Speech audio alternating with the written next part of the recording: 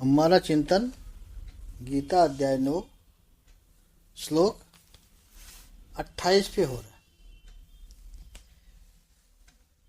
जब सारे कर्म मुझे समर्पित करता जाएगा अर्जुन, तो जो भी तेरे शुभ और अशुभ कर्म है उन कर्मों के बंधनों से, शुभ और अशुभ रूपी जो कर्म है के बंधन है, उससे तू मोक्ष से यानी मुक्त हो जाएगा। हम कर्म जो भी करें और परमात्मा को समर्पित करते जाएं, तो वो कर्म के फल से हमें मुक्त, उस कर्म के फल से हम मुक्त हो जाते हैं। ऐसे तू योग युक्त होकर संन्यास योग युक्त हुआ, मेरे परायण होकर मम अपेष्यसि, तू मुझे ही पाएगा।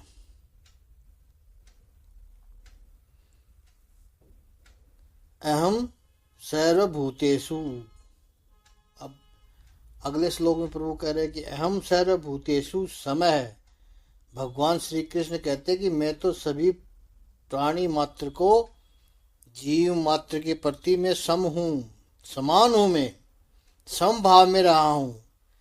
न द्वेष्य अस्ति न प्रिय अस्ति। मेरे लिए कोई द्वेष के योग्य नहीं है और न ही कोई प्रिय है। लेकिन तू यानी परंतु ये माम भक्त्या भजंती, जो मुझे भक्ति से उपासना करते हैं, प्रेम पूर्वक मेरी उपासना करते हैं, मयि ते, वो मुझ में है, और अहम अपि तेषु, मैं भी उनमें हूँ। वो मुझ में है, मेरे लिए सब समान है और मैं सभी में समान रूप से हूँ।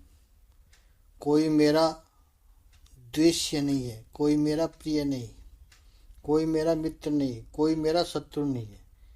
मैं सब में समान हूँ। लेकिन इतना जरूर है कि जो प्रेम से मेरी भक्ति करते हैं वह मुझ में है और मैं उनमें हूँ। मैंने तो कभी भी किसी को देने में कोई शर्त नहीं लगाई अर्जुन। अगर तुझे मुझे मानने वाला है, तू मेरे लिए जीने वाला है, मेरे लिए कुछ करने वाला है, तो शर्तें लगाने की आदत छोड़, नहीं तो तेरी भक्ति नहीं पूरी होगी। हम लोग जब तक सब तरह की शर्तें लगाकर जी रहे होते हैं, तो साफ दिखाई देता है कि कहीं न कहीं से हमारा ईगो बीच में आ जाता है। और जब मैं आ जाती है तब भक्ति नहीं रहती है। इसलिए इस श्लोक में बहुत ही अद्भुत बात कही है कि भक्ति से जो मुझे भजने वाले लोग हैं उनमें मैं प्रकट होता हूँ। बाकी सब में मैं भी हूँ ऐसा नहीं हूँ, लेकिन उनमें मैं प्रकट नहीं हो पाता। सब मेरे अंदर नहीं आ पाते हैं। मेरे अंदर होते हुए भी वो मेरी अनुभूति नहीं ले पाते हैं। सूरज सबके लिए एक समान चमक रहा है, लेकिन जो गुफा में बैठा हुआ है उसको उसकी उष्मा नहीं मिलेगी। जबकि बाहर सूरज चमक रहा है, उस उष्मा पाने के लिए तो उसको सूर्य के सम्मुख आना ही पड़ेगा। ऐसे ही जिसने परमात्मा का आनंद लेना है और उसकी कृपाओं को प्राप्त करना है, उसको तो सन्मुख आना ही पड़ेगा। और जिसने सन्मुख आना है, इसका अर्थ है भक्ति करना है। और जब भक्ति हम करते हैं तो फिर उसमें एक बात और ध्यान में रखनी है कि अपनी अपवित्रता को परिष्कृत करना होगा, अपने गंदेपन को शुद्ध करना होगा, अपनी मलिनता को शुद्ध करना ही होगा, स्वच्छ करना होगा। और जैसे हृदय स्वच्छ होगा, हृदय के अंदर परमात्मा प्रकट होंगे।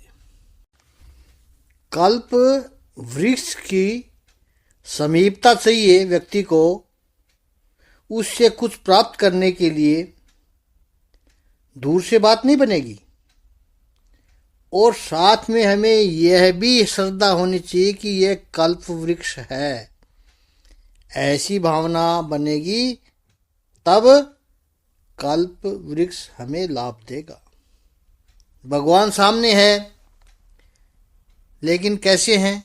जैसे दुर्योधन के अंदर भावना नहीं है, तो भगवान उनके साथ व्यवहार ही दूसरा कर रहे हैं। शिशुपाल के सामने भगवान श्री कृष्ण है, लेकिन वह दुर्भावना के अंदर उन्हें गालियां दे रहे हैं। विदुर जी के अंदर भावना है, वो दूर खड़े हुए भी भगवान श्री कृष्ण को देख रहे हैं, उनसे प्रभावित है। यहाँ प्रभु कहते हैं जो मुझे भक्ति से भजते हैं, यानी जिसने अपने पात्र को सीधा कर लिया है, उसमें कर परमात्मा की कृपा बरस जाएगी। लेकिन जब पात्र ही उल्टा है तो मेरी कृपा उसमें कैसे जाएगी? क्योंकि कृपा तो सतत बरस रही है। इस भक्ति, ऐसी भक्ति जरूरी है। यहां एक बात और ध्यान देने की है कि जब प्रेम पूर्ण होता है तब व्यक्ति के अंदर प्रिय और अप्रिय का भाव खत्म हो जाता है। उसे सब अपने ही लगते हैं, सबके अंदर एक जैसा भाव महसूस होता है। इसलिए भगवान कहते हैं जो भक्ति से उपासना करते हैं, मैं उनका हूँ, वो मेरे हैं। अच्छा प्रभु, आप कहते हो कि आप सभी के अंदर समान हो, आपकी कृपा सभी के ऊपर समान रूप से बरस रही है। जो भी समीप आता है वो धन्य हो जाता है, आपकी कृपा प्राप्त करता है। लेकिन प्रभु, मेरी तो कोई योग्यता नहीं है आपके पास आने की। मैंने तो न जाने कितने ही पाप किए हुए हैं, कितने ही दोष किए हैं मैंने। प्रभु, मैं तो यह भी नहीं जानता कि आपके पास आने का अधिकारी भी हूं या नहीं। मैं कैसे आऊं प्रभु आपके पास? कैसे आऊं? कैसे प्राप्त करूं आपको? साधक जब ऐसा प्रश्न पूछता है तब भगवत गीता 9वें अध्याय के 30वें श्लोक में भगवान एक अद्भुत बात बता रहे हैं। 3 और 31वें श्लोक में बहुत अद्भुत बात कर रहे हैं प्रभु। लेकिन पहले 30वां श्लोक लेते हैं। तो पहले 9वें अध्याय के 30वें श्लोक का एक एक शरण लेते हैं। अपि चेत सुदुराचारो भजते मामन्य वाक्यः साधुरेव च मंतव्यः सम्यग् व्यवसितो हि सः। यदि कोई जघन्य कर्म करता है, किंतु यदि वह भक्ति में रत रहता है तो उसे साधु मानना चाहिए, क्योंकि वह अपने संकल्प में अडिग रहता है। ये इस 30वें श्लोक का शाब्दिक अर्थ है।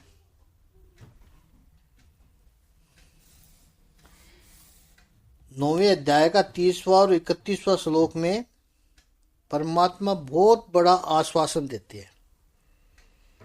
संसार के कई लोग स्वयं को ईश्वर की भी भक्ति से वंचित केवल इसलिए रखते हैं, अपने आप को ईश्वर की भक्ति से वंचित इसलिए रखते हैं कि वे समझते हैं कि वे अधिकारी नहीं है।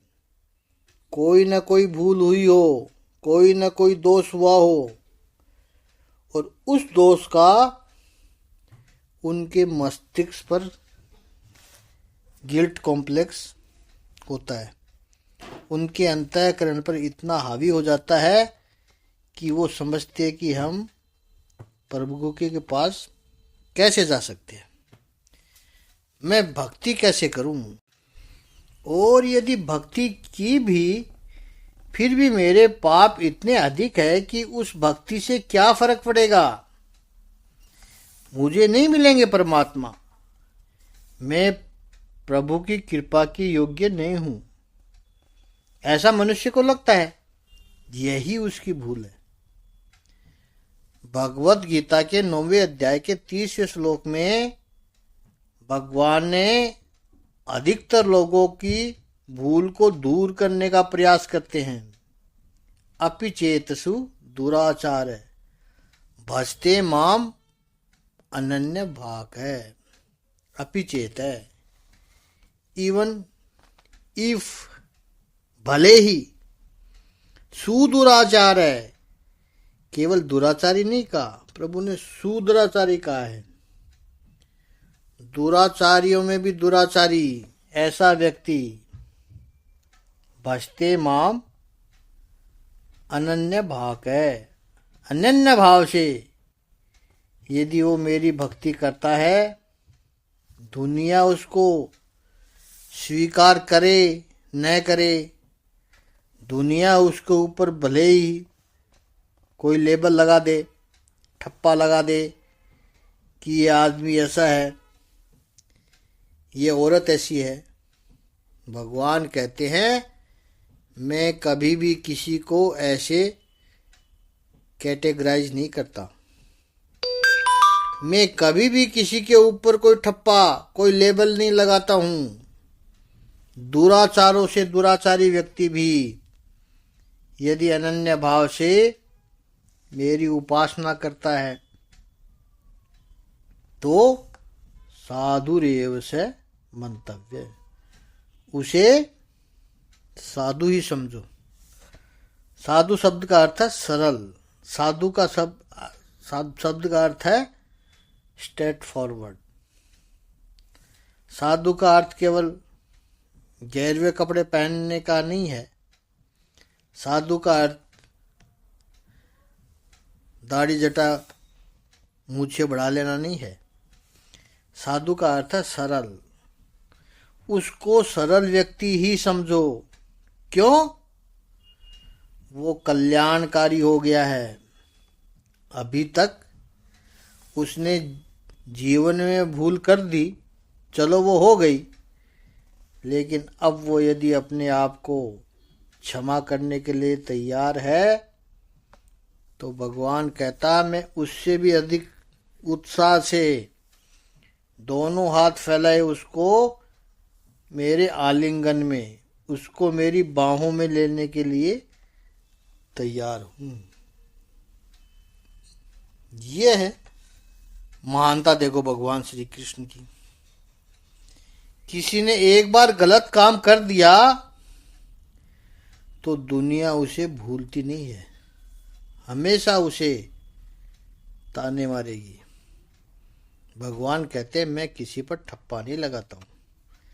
मैं उसकी इस क्षण की मनोस्थिति क्या है, यदि शुद्ध अंतःकरण लेकर के और दृढ़ निश्चय लेकर के मेरे पास आया है तो मैं उसके पिछले सारे पापों को भुलाने के लिए तैयार हूं और उसको मैं सरल व्यक्ति के रूप में स्वीकार करने को तैयार हूं। भगवान को किसी की अधोगति करने में बिल्कुल रस नहीं है। भगवान की आनंद नहीं आता है। अनन्य भाव की सर जरूर प्रभु ने रखी है यहाँ पर। अनन्य भाव से भक्ति करना, उसका अर्थ क्या है? इसके 3 लक्षण है अनन्य भाव से भक्ति करने का। पहला है अहम भाव, बिल्कुल नष्ट हो जाए, अहंकार न बचे, ये ज्ञान योग है। मैं हूं ही नहीं, ये ज्ञान योग है। दूसरा है अहम भाव को शुद्ध करना चाहिए, purify your ego, evolve your ego. इसका अर्थ है अहंकार क्या सोचता है पता है? अहंकार स्वयं को समग्र सृष्टि के केंद्र में रखता है। अहंकारी व्यक्ति यह सोचता है कि सब कुछ मेरे लिए है, दुनिया ने मेरे लिए क्या किया, राष्ट्र ने मेरे लिए क्या किया, समाज ने, परिवार ने मेरे लिए क्या किया। अहंकारी व्यक्ति यही सोचता है, सब ने मेरे लिए क्या किया। अहम भाव को शुद्ध करना, इसका अर्थ दूसरों ने मेरे लिए क्या किया ये महत्वपूर्ण नहीं है, मैंने उनके लिए क्या किया, ये कर्म योग है। अहम भाव को निर्मूल करो, ये ज्ञान योग है। इस पर हम कल चिंतन करेंगे। ओम श्री आनंद गंध भगवान की जय। ओम श्री महापुरुष देव भगवान की जय।